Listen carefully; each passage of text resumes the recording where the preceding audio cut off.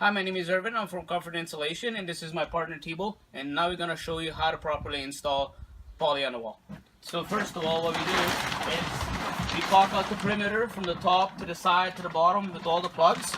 And then he's going to start from one corner. He's going to start stapling.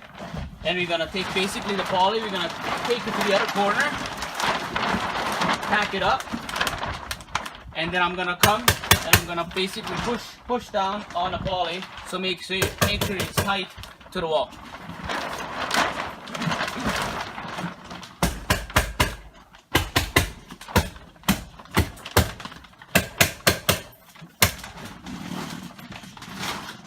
Okay, now I'm going to show you how to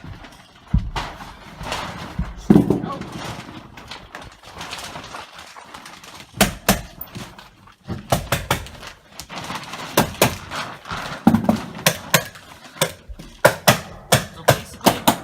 What we're doing is we're stretching the poly, so when you're done, the wall looks like glass. So this is easier for drywallers, and it looks professional.